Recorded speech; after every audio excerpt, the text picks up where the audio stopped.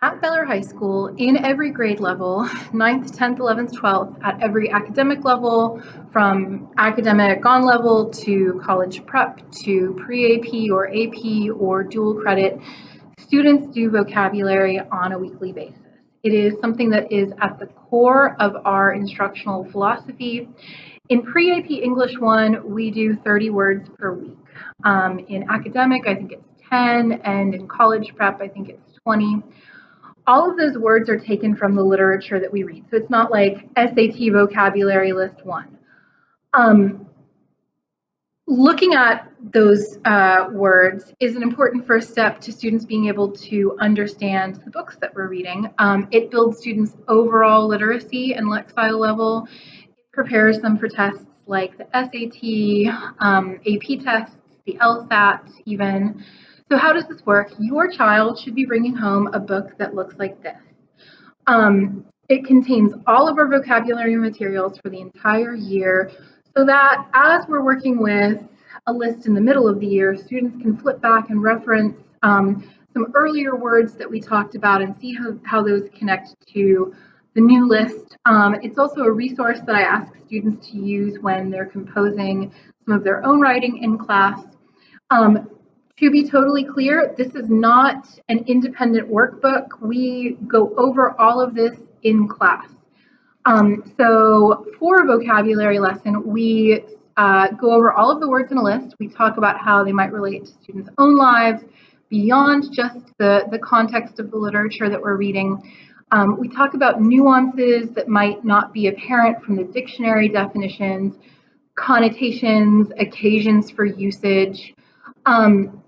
I make it a particular point to work with students on breaking apart these words into roots and talking about the origins of words, not only to help them get a better understanding of those terms, but also to help them build the skills of breaking apart unfamiliar words when they encounter terms that they don't know outside of English class, just in their independent reading and independent study. So for example, Odyssey list 1, we would look at the word mortify and talk about how mort is a root that means death and phi is a suffix that means to make.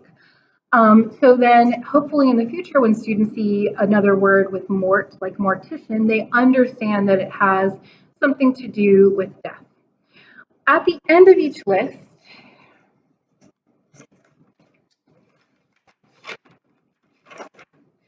is a practice quiz. This is totally optional. It's not for a grade. The answers are at the bottom so students can check themselves. It's a resource for students to use to the extent that they find it helpful. I think that this is some of the best practice and studying that students can do for preparing for their weekly quizzes. It should only take 10 or 15 minutes. Students who choose to do it usually do better on the actual quizzes. I think that it serves as a reality check for how well you actually know the words. Students sometimes will think that they really understand all of those terms. I would also recommend vocabulary.com as a resource. Your children might be familiar with that from middle school. They can access lists of the terms from my class website, or they can make their own lists of the words that they feel that they need to study. What I do not recommend for studying vocabulary for English class is using flashcards. I know that that's a method that a lot of people have kind of been trained to use, but for English vocabulary, I don't think that it is the best tool for the job. I think because flashcards are kind of about pure memorization. So if you're learning words in another language and they have perfectly equal English equivalents, that works. If you're learning like the abbreviations for the elements in chemistry, that works. But for the vocabulary terms that we're going over, I really want students to understand them with a little bit more depth. So the quizzes are all sentence completion. There will not be any like matching of synonyms or matching of definitions. So again, I think that practice quiz is a good way to study.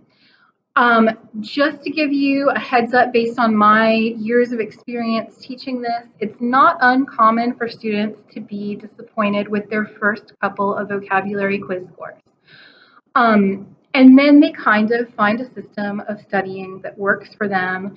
And pretty early on in the first semester, we see students largely getting A's on vocabulary sections of quizzes, lots of 100s and perfect scores. So if there's a bit of a steep learning curve at the beginning, that is not at all unusual, and I would look at how students are studying to see if maybe just adjusting some of that helps them to be more successful.